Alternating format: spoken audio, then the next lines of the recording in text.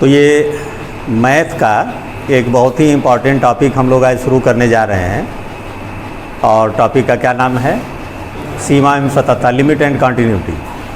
ये मैथ का ही पार्ट नहीं है, ये फिजिक्स में बहुत ज़्यादा यूज होता है, ठीक है ना।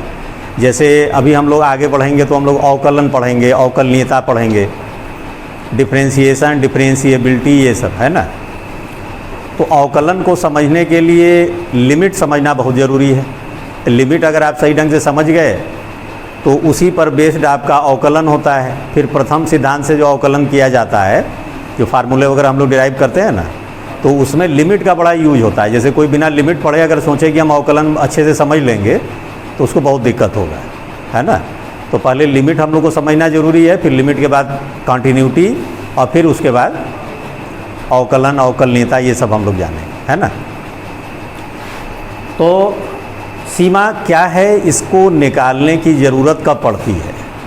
तो आप अगर एक चीज़ ध्यान दें, जैसे कोई फलन मान लीजिए हमने लिया, एक फलन है मान लीजिए हमारा f(x) = x² + 2x + 1।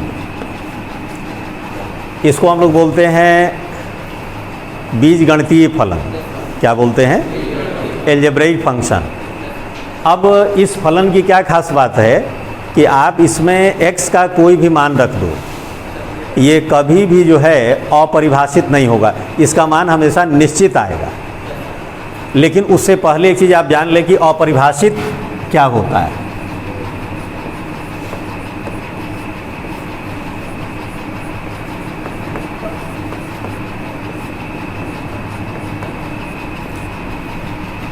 Undefined value मतलब ऐसे मान जो कि निश्चित तौर पे कहा ना जा सके कि अरे इसका मान रियल में होगा क्या, एकदम फिक्स नहीं है। जैसे एग्जाम्पल के तौर पे अगर आपसे कहा जाए कि भाई 0 में 0 से डिवाइड करोगे तो कितना आएगा, तो इसमें कुछ लोगों का जवाब होगा कि 0 आएगा, कुछ का जवाब होगा कि 1 आएगा, कुछ का जवाब होगा कि अनंत आएगा, इनफाइनाइट आएगा। तो ये कैसे पता चलेगा कि भैया कौन सा मान सही है? तो ज़रा गुणा भाग के बेसिक नियम पे चलिए। जैसे अगर आपने 4 में 2 से भाग दिया है तो आप कहते हो कि 2 आएगा, तो ये हमारा भागफल सही है कि नहीं है, ये जांच कैसे होगी? 2 का 2 में गुणा कर दें तो ये आ जाए, है ना। तो उसी तरह से अगर हमने 0 में 0 को डिवाइड किया और किसी विद्यार्थी ने कहा कि भैया इसका मान 0 आएगा, ठीक, तो आप इसको गलत कैसे ठहराएंगे? देखिए 0 का 0 में गुणा करेंगे तो 0 ही ना आएगा। लेकिन फिर किसी ने कहा कि सर 1 क्यों नहीं आएगा? क्योंकि उसका रीज़न देखिए, वो ये कहेगा कि अगर हम 4 में 4 से डिवाइड करते हैं तो 1 आता है, तो यहाँ 0 में 0 को डिवाइड करेंगे तो 1 क्यों नहीं आएगा? तो 1। अब आप इसको गलत कैसे ठहराएंगे? 0 का 1 में गुणा किया तो कोई ये भी कह सकता है तो सर फिर ये 2 क्यों नहीं आ सकता है? भाई 0 का 2 में गुणा करो तो 0 तो आ जाएगा। तो कहने का मतलब ये हो गया कि 0 में 0 से आप डिवाइड करोगे तो क्या आएगा, ये निश्चित। इसलिए ऐसे जो फलन होते हैं जो x के किसी मान के लिए, जब x का कोई मान उस फलन में रखा जाता है और ये नहीं निश्चित हो पाता है कि रियल में इसका मान आएगा कितना, ये आएगा कि एक डाउट होता है, तो ऐसे फलनों को ही हम लोग बोलते हैं अपरिभाषित फलन। क्या बोलते हैं? तो जैसे एक मान आपको पता है 0/0 पता चला कि ये क्या होता है? अपरिभाषित। ये आपको याद रखना है।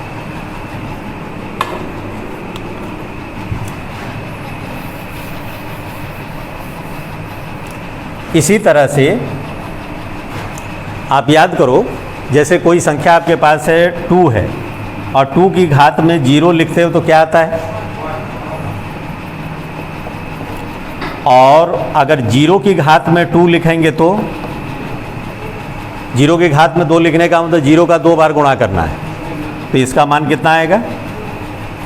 लेकिन अब हम आपसे पूछें कि भैया ये बताओ कि 0 की घात में 0 लिख दें तो इसका मान क्या आएगा?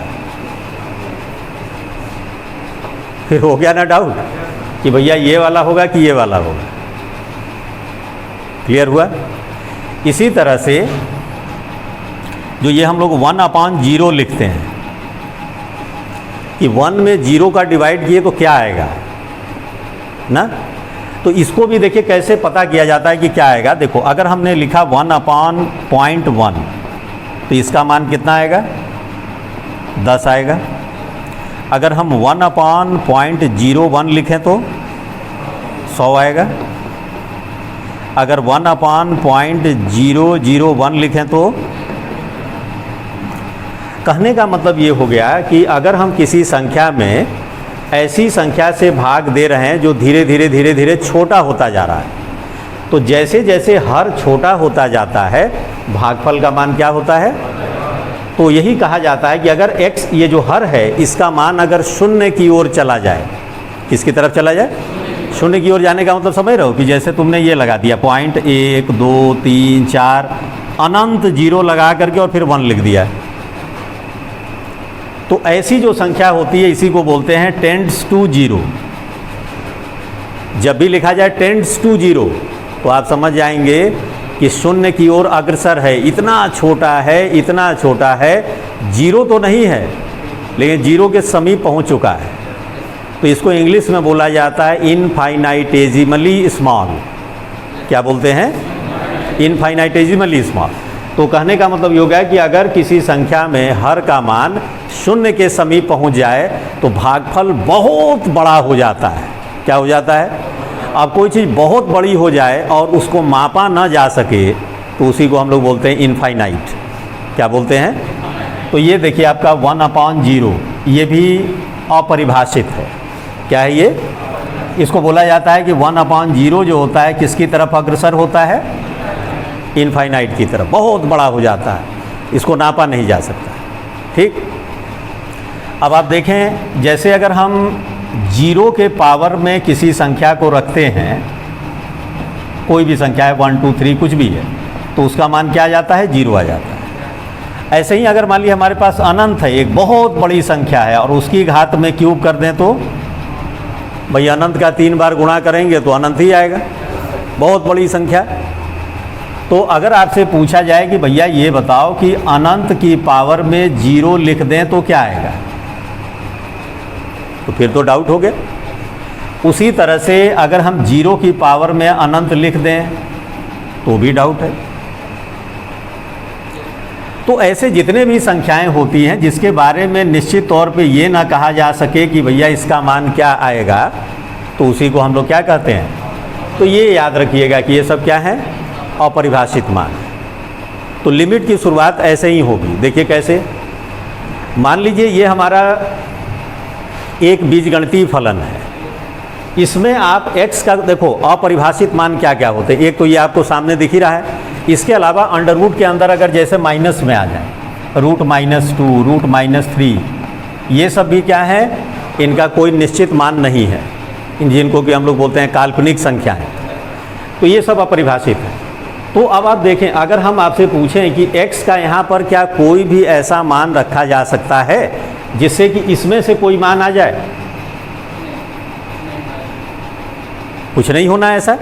तो ऐसे फलन जो होते हैं जिसमें x का कोई भी मान रख दीजिए और x के किसी भी मान के लिए ये फलन अपरिभाषित ना हो रहा हो, तो इसका जब आप ग्राफ बनाओगे तो उस ग्राफ में कहीं कोई टूट नहीं होगी, कोई ब्रेक नहीं होगा। तो ऐसे फलन जिसका ग्राफ बनाते समय उसके ग्राफ में कहीं कोई ब्रेकेज नहीं होती है, कहीं कोई टूट नहीं होती है, ऐसे फलन को कहा जाता है सतत फलन, कंटिन्यूअस फलन, है ना। और x के किसी मान के लिए अगर फलन का मान अपरिभाषित हो जा रहा है तो सीधी बात है कि अपरिभाषित हुआ तो ग्राफ में वहीं पर क्या होगा, एक ब्रेक हो जाएगा। तो वो जिस पॉइंट पर ग्राफ में ब्रेकेज हो जाता है उस पॉइंट पर कहा जाता है कि फलन क्या है, असतत है, डिसकंटिन्यूअस है। तो एक जनरल आइडिया अपने दिमाग में बैठा लीजिए कि सतत क्या होता है, असतत क्या होता है। सतत लगातार, असतत मतलब कहीं टूट गया, सिंपल सा। अब वो मैथमेटिकली प्रूफ करने का मेथड आपको समझाया जाएगा। तो ये हो गया। अब देखिए ये जो है ये क्या है, बीजगणितीय फलन है। तो अपने दिमाग में बैठा लीजिए कि बीजगणितीय फलन x के प्रत्येक मान के लिए सतत होता है, ठीक है। और दूसरा देखिए, अगर हम एक फलन लेते हैं, जैसे मान लीजिए हमने लिया f(x) = 10x ले लिया, त्रिकोणमितीय फलन ले लिया। 10x।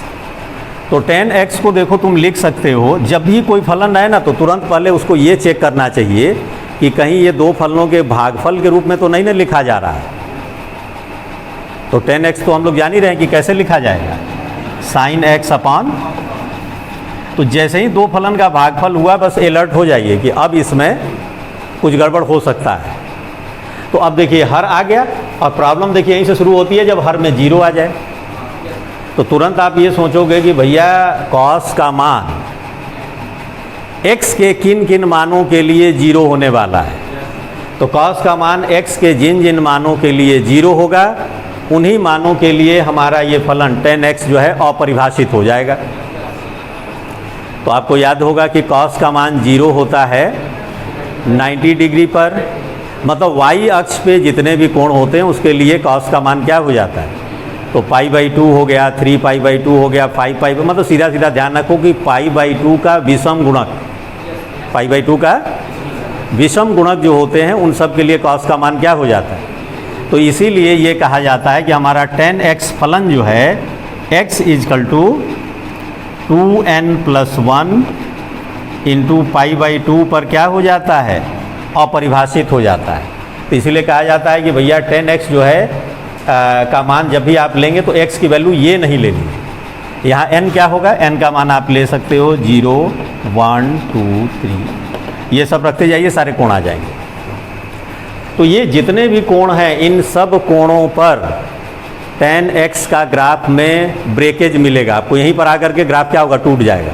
तो इन सब पॉइंट पर हमारा 10x अपरिभाषित है, मतलब ये हो गया कि असतत है। समझ में आई बात। अब मान लीजिए कि हम लेते हैं f(x) = x² - 9/x - 3। तो अब आप खुद ही इसमें देखो कि भैया हर में x की जगह ऐसा क्या रख दिया जाए कि यह अपरिभाषित हो जाए, 3। तो अगर हम x की जगह 3 रख दें तो 3 - 3 0, तो हर में क्या आ जाएगा, 0। तो यह अपरिभाषित हो जाएगा। तो कहने का मतलब इस फलन का जब आप ग्राफ बनाओगे तो हर जगह तो कॉन्टिन्यूअस होगा, लेकिन x = 3 पर आते ही जो है ये ग्राफ टूट जाएगा। तो x = 3 पर ये क्या है, असतत हो गया। ठीक। तो सबसे पहले अब हम लोग चर्चा करने जा रहे हैं लिमिट की, कि लिमिट क्या होता है। तो देखो किसी भी फलन का सीमा निकालने की ज़रूरत कब पड़ती है, जब x के किसी मान के लिए फलन का मान अपरिभाषित हो रहा। ठीक। जैसे अब हम आपको एग्जाम्पल के तौर पे समझाते हैं, समझिए। देखिए ये तो पता चल रहा है ना कि x = 3 पर इसका मान क्या होने वाला है, अपरिभाषित। देखिए हम रख रहे हैं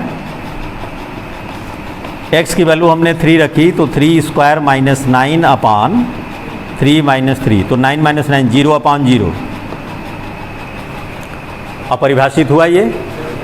तो अब देखिए क्या करते हैं, जब x के किसी मान के लिए फलन का मान अपरिभाषित मिलता है तो उस स्थिति में हम क्या करते हैं कि x के जिस मान के लिए फलन का मान अपरिभाषित हुआ है हम x के मान को उसकी तरफ धीरे धीरे ले जाते हैं। जैसे एग्जाम्पल के तौर पे कितने पर अपरिभाषित हुआ है ये, 3 पर। तो आप x का मान 3 मत लीजिए, 3 की तरफ धीरे धीरे ले जाइए। आप कहेंगे धीरे धीरे ले जाने का क्या मतलब हुआ, इसका मतलब ये हुआ, देखिए ग्राफिकल समझिए इसको। देखिए जैसे ये 1, 2, 3, ये देखिए x = 3 है, 3। तो x का मान हम 3 की तरफ ले जाएंगे, लेकिन एक बार बाईं तरफ से और एक बार दाईं तरफ से। बाएं तरफ से ले जाने का मतलब क्या हुआ कि x का मान आप क्या करिए, 3 से थोड़ा सा छोटा ले लीजिए। तो 3 से थोड़ा सा छोटा लेने का मतलब हुआ कि जैसे हमने x बराबर ले लिया 2.9, 3 से छोटा है ना, थोड़ा सा और बढ़ा दिया 2.99, थोड़ा सा और बढ़ा दिया 2.999, ऐसे समझ गया। 3 पे नहीं ले जाएंगे, जैसे ही 3 पे ले जाएंगे तब तो अपरिभाषित हो जाएगा। फिर राइट साइड से लाएंगे, राइट साइड से लाने का मतलब जैसे हमने ले लिया 3 से थोड़ा सा बड़ा ले लिया 3.1, और अब इसको धीरे धीरे छोटा करेंगे, जैसे 3.01, 3.001, ये देख रहे हो, इससे छोटा ये है, इससे छोटा ये है। तो ये छोटा होते होते किसके नज़दीक जा रहा है, 3 के, इधर से भी आ रहे हो तो ये बड़ा होते होते 3 के नज़दीक जा रहा है। अब ध्यान से समझिएगा लिमिट होता क्या है। जब हम x के मान को बाएं साइड से, लेफ्ट साइड से 3 की तरफ अप्रोच करते हैं तो फलन का मान जिसकी तरफ अप्रोच करता है, मतलब जिसके नज़दीक जाता है, उसको बोलते हैं लेफ्ट हैंड लिमिट। क्या बोलते हैं? और जब राइट साइड से जब हम अप्रोच करते हैं तो फलन का मान जिसकी तरफ अप्रोच करता है उसको बोलते हैं राइट हैंड लिमिट। अब ये भी आपको एग्जाम्पल सभी देखिए दिख जाएगा कि किसकी तरफ अप्रोच कर रहा है। तो देखिए जब हम, फिर से सुन लीजिएगा, अगर x = 3 पर हमारे फलन का मान अपरिभाषित हुआ, तो जब हम x के मान को बाईं तरफ से 3 की तरफ लाते हैं तो फलन का मान मतलब ये जो y है, y = fx लिखोगे, तो ये जो y का मान है ये जिसकी तरफ अप्रोच करेगा उसको बोलते हैं लेफ्ट हैंड लिमिट। और जब हम राइट साइड से x के मान को 3 की तरफ लाते हैं तो y का मान जिस निश्चित मान की ओर जाता है उसको बोलते हैं राइट हैंड लिमिट। और किसी भी फलन, अब लिमिट समझ गया ना, सीमा, इसका बॉर्डर कहाँ है, कहाँ तक जा सकता है। तो किसी भी फलन की सीमा का अस्तित्व तभी होता है जब LHL और RHL दोनों आपस में बराबर होते हैं। भाई बाएं साइड से भी उसी की तरफ जा रहा है, दाईं तरफ से भी उसी की तरफ जा रहा है, तभी ना हम कहेंगे कि भैया इसका मान इसकी तरफ अप्रोच कर रहा है, तो वही उसकी सीमा हो जाती है। लेकिन बाएं तरफ से इसका मान किसी और तरफ जा रहा है, दाहिनी तरफ से किसी और तरफ जा रहा है, तो फिर उसकी सीमा एग्जिस्ट नहीं करती है। समझ में आई बात? तो अब आप यहाँ पर देखिए, जैसे अगर हमने मान लीजिए x का मान लिया 2.9, x का मान क्या ले लिया इसको यहाँ, तो देखो f 2.9 का मान क्या आता है, 2.9 का स्क्वायर माइनस 3 का square upon a square minus b square का फार्मूला यूज कर दीजिए, तो 2.9 + 3 और ये हो गया 2.9 - 3 अपॉन, इसे ये कैंसिल हो गया, ये आ गया 5.9। ये जब काटा जाता है तो ध्यान से देख लिया करो कि भैया ये जीरो वाला तो नहीं ना काट दे रहे हैं, समझ गया ना भाई। जीरो से जीरो काट देने का मतलब जीरो एक कम जीरो एक बार में काट दिया, जो कि संभव नहीं है। इसी तरह से जब आप 2.99 लेंगे तब बताइए क्या आएगा, तो आ जाएगा 5.99। अगर आपने लिया 2.999 तो क्या आएगा, तो ये बड़ा होके किसके नज़दीक जा रहा है, 6 के नज़दीक जा रहा है। देखिए 1 2 3 4 5 6, ये y = 6 है, तो ये जो 5.9 है इसके नीचे होगा ना। और देखो जैसे यहाँ पर मान लो एक एग्जांपल मान लो ये 5.9 हो गया, तो जब 5.99 आएगा तो इसके ऊपर जाएगा, 5.999 हुआ तो उसके भी ऊपर गया, लेकिन जब भी जाएगा तो 6 के तो नीचे ही रहेगा। तो कहने का मतलब हुआ कि जब आप बाएं तरफ से x का मान 3 की तरफ ले जा रहे हो तो हमारे फलन का मान किसकी तरफ जा रहा है, 6 की तरफ। तो ये LHL हो गया 6, LHL का मान क्या आ गया, 6 आ गया। जिसकी तरफ जा रहा है उसी को बोलते हैं LHL।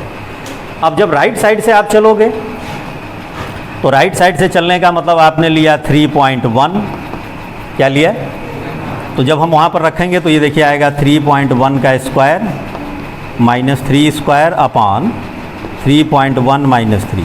इसमें भी a square minus b square लगा दो, तो 3.1 - 3 और 3.1 + 3 अपॉन ये हो गया 3.1 - 3। इससे ये कटा, आ गया 6.1। कितना आ गया,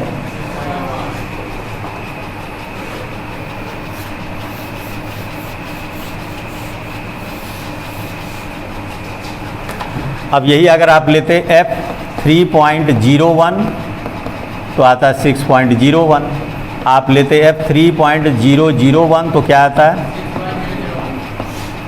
तो देख रहे हो ये इसमें सबसे बड़ा 6.1 है, फिर इससे छोटा ये है, इससे छोटा ये है, तो भाई 6.1 कहाँ होगा, देखो ये 6 है तो 6 के ऊपर कहीं होगा 6.1, यहाँ कहीं होगा। तो भैया 6.1 से छोटा कौन हुआ? तो ये फिर उससे छोटा, मतलब आप इधर से नीचे की तरफ आ रहे हो, लेकिन आप फिर किधर रहे आप? तो यहाँ हो गया y टेंड्स टू 6। तो LHL भी आपका आ गया 6 और RHL भी आ गया।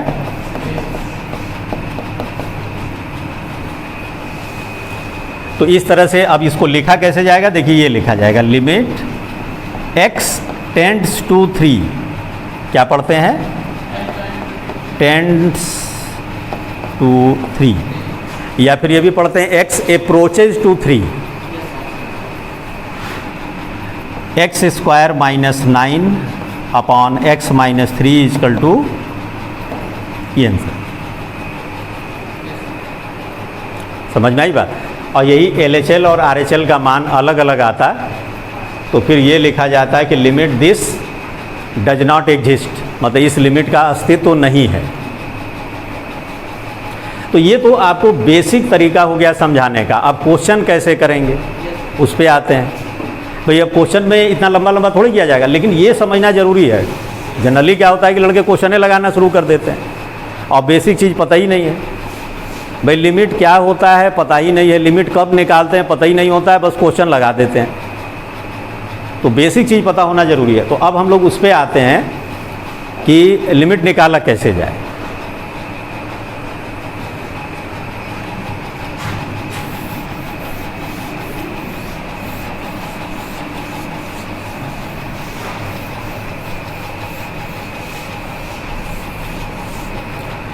इसमें देखिए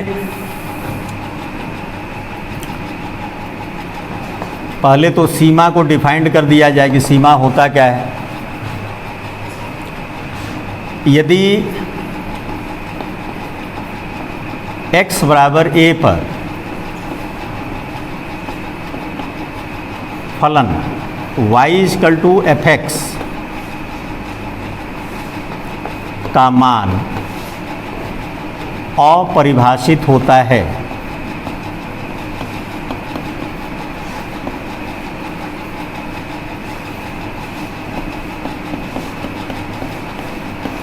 तब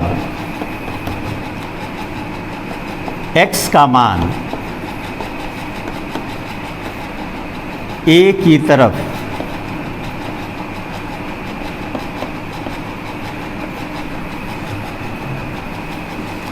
ले जाने पर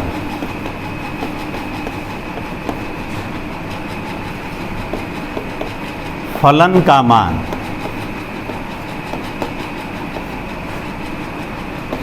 y जिस निश्चित मान की हो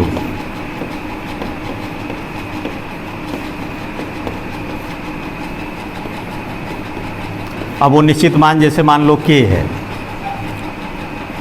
की तरफ जाता है,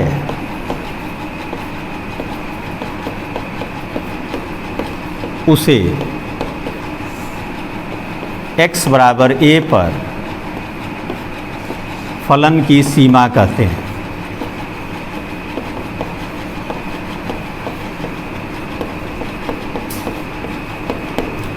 इसे निम्न प्रकार से प्रदर्शित करते हैं।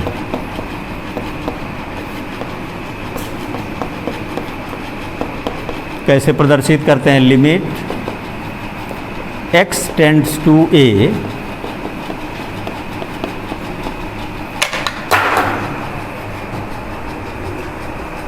समझ में आ रही बात? तो फलन की जो ये बेसिक डिफिनेशन है वो ये है। अब बाएं पक्ष की सीमा क्या होती है?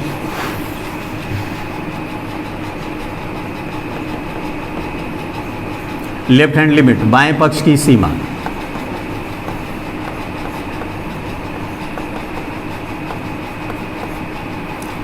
देखिए बाएं पक्ष की सीमा, तो इसको देखिए लिखा कैसे जाता है। LHL is equal to limit x tends to a minus, क्या लिखा? a माइनस का मतलब x का मान a से छोटा लेना है, अभी लिए थे ना 2.9, fx इजकल टू, ये हो जाएगा लिमिट, फिर यहाँ लिखेंगे h tends to 0 f a minus h। मतलब क्या हुआ, जैसे अभी आप ले रहे थे ना 2.9, 2.99, 2.999 ऐसे ले रहे थे ना, तो भैया आप ये सोचो 3 में से किसी संख्या को घटा रहे हो, जैसे 3 में से 0.1 को घटाओगे तो ये आ जाएगा, 3 में से 0.01 को घटाओगे तो ये आएगा, 0.001 को घटाओगे तो ये आएगा। लेकिन आप चाह रहे हो कि हम 3 के एकदम नज़दीक रहें, तो नज़दीक रहें तो भैया एकदम छोटी संख्या को घटाओ। तो वही चीज़ यहाँ लिखा जा रहा है कि a में से इतनी छोटी संख्या को घटाया गया कि वो किसके नज़दीक है। कहानी समझ में आई? इसी तरह से RHL,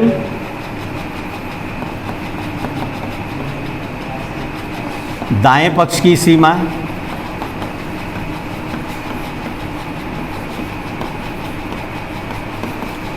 तो ये हो जाएगा RHL is equal to limit x tends to a plus, लिखने का तरीका पता होना चाहिए। यहाँ लिखा है fx, अब लिखाएगा लिमिट h टेंड्स टू 0, अब जहाँ x है वहाँ क्या लिख देंगे a प्लस h, जैसे वो हो रहा था ना 3.1 था ना, 3.01, 3.001। हम 3 के नज़दीक तभी रहेंगे जब 3 में जिस संख्या को जोड़ रहे हैं वो 0 के नज़दीक हो, तो ये चीज़। और सीमा के अस्तित्व के लिए x बराबर a पर फलन की सीमा के अस्तित्व के लिए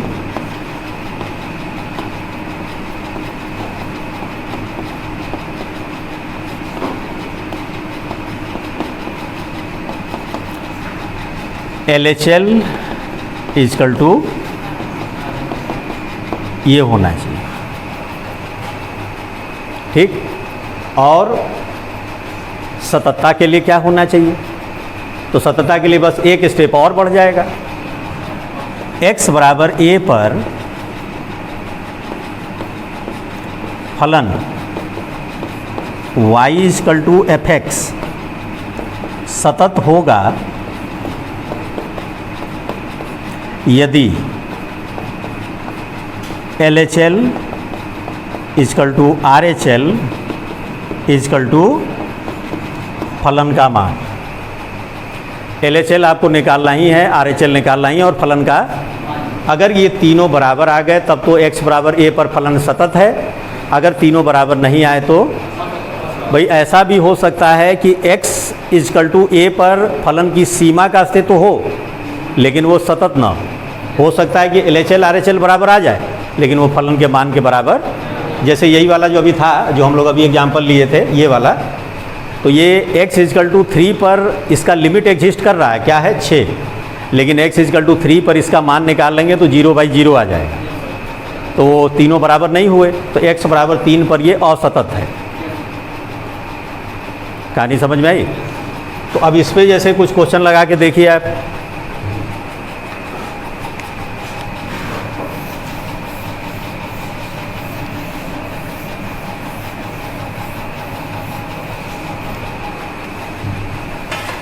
जैसे अभी ये जो क्वेश्चन हम लोग किए थे, हर क्वेश्चन पूरा इतना डिटेल में नहीं किया जाता, शॉर्टकट मेथड भी यूज होते हैं। तो शॉर्टकट मेथड देखिए कैसे, अभी जो क्वेश्चन किए उसी का शॉर्टकट देखिए। Limit x tends to 3 x square minus 9 upon ये है। तो आप जिस फलन का अवकलन, ये लिमिट निकालने जा रहे हो, सबसे पहले उसमें ये देख लो कि x का मान इसमें रखने पर क्या ये अपरिभाषित हो रहा है। अगर वो अपरिभाषित नहीं हो रहा है तो वही फलन की सीमा हो जाएगी, लेकिन अगर अपरिभाषित हो रहा है तो फिर अब आपको दिमाग लगाना है कि क्या इसका कहीं गुणनखंड होगा, क्या अंश या हर में से किसी का गुणनखंड होकर के कटेगा क्या।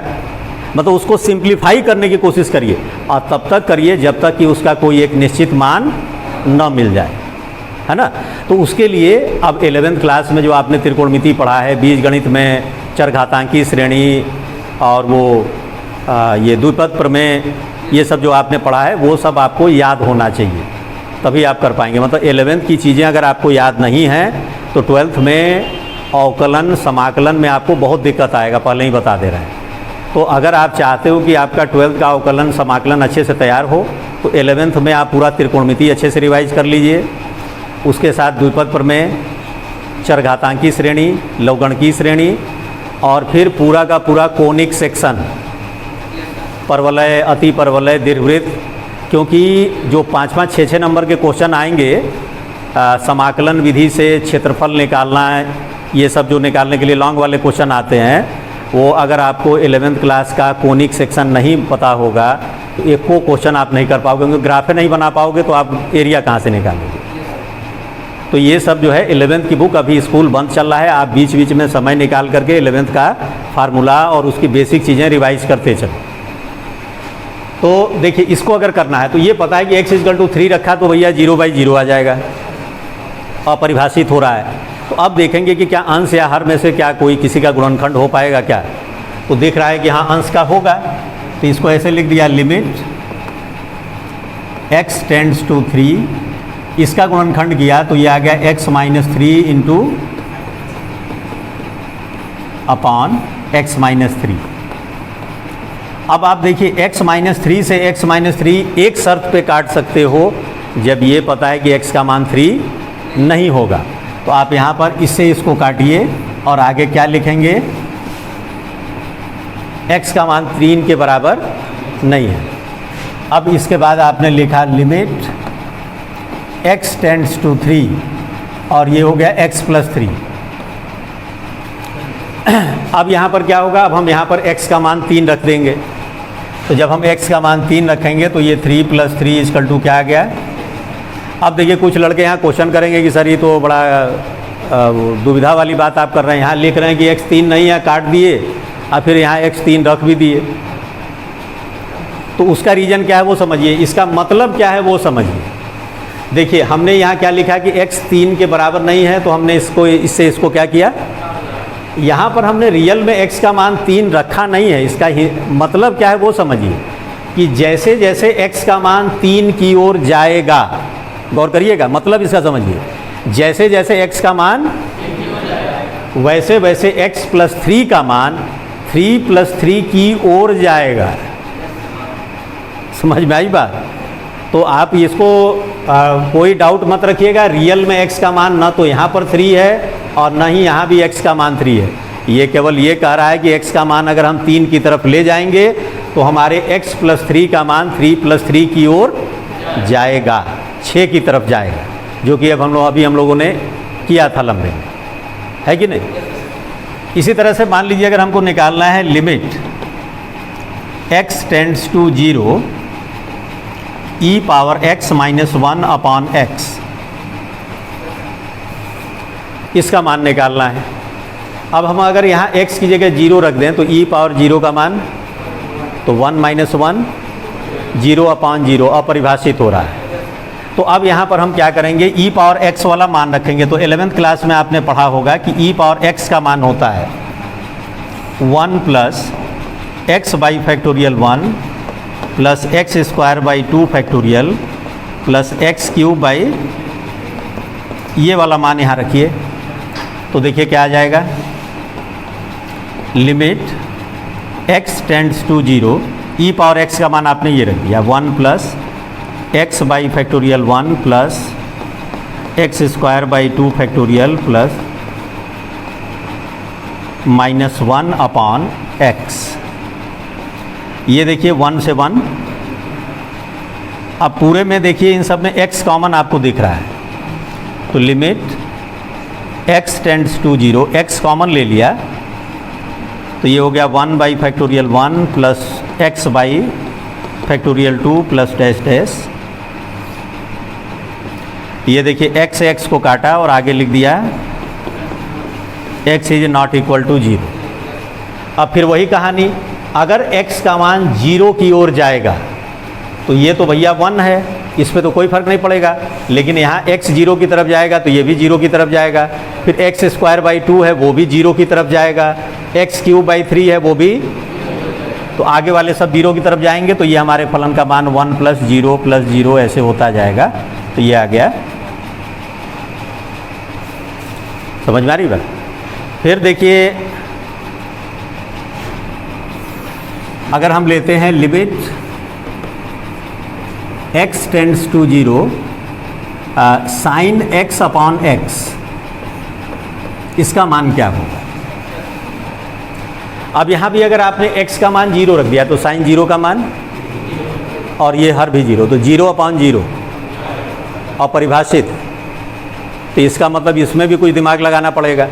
तो यहाँ पर त्रिकोणमिति का फार्मूला यूज होता है। देखिए sin x का मान होता है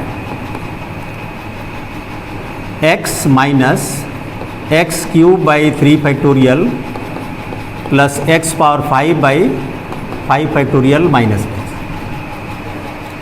ये मान उठा करके वहाँ रख दीजिए।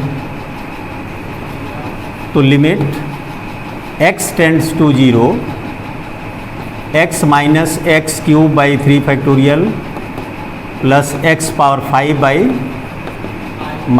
एक प्लस एक माइनस चलता है, अपॉन x। अब इस पूरे में देखिए x कॉमन है, तो x कॉमन ले लो। x आपने कॉमन लिया तो ये हो जाएगा 1 -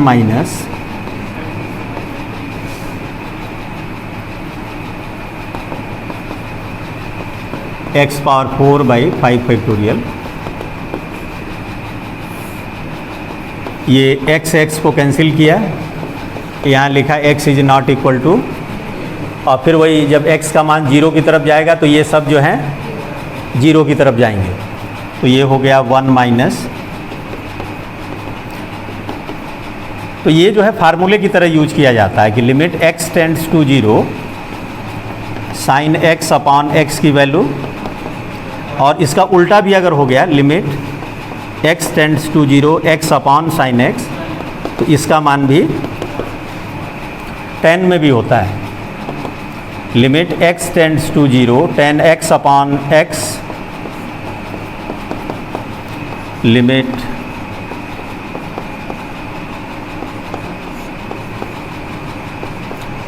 क्लियर हो रहा है ना भाई? और ये सब डायरेक्ट फार्मूले की तरह कैसे यूज होगा देखिए। अगर मान लीजिए हमारे पास एक क्वेश्चन आ गया कि limit x tends to 0 sin 3x/x आ गया, तो इसको कैसे किया जाएगा? तो ये देखिए ऐसे होगा, लिमिट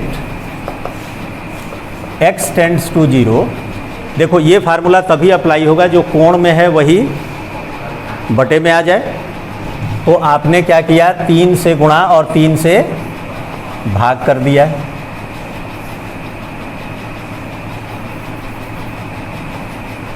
sin 3x अपॉन, यहाँ लिख दिया 3x, और इसमें मल्टीप्लाई किया कितने से? अब 3 यहाँ पर क्या है, कांस्टेंट है, तो 3 आ जाएगा सामने।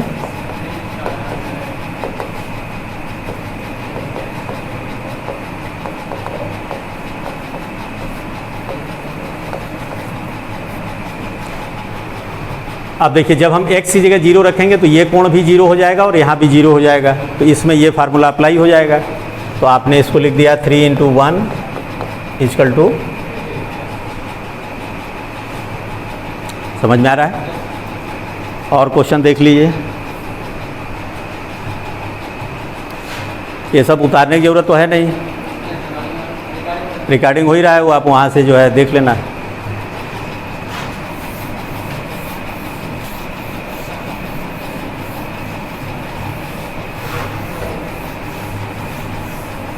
इसको थोड़ी देर बंद करो।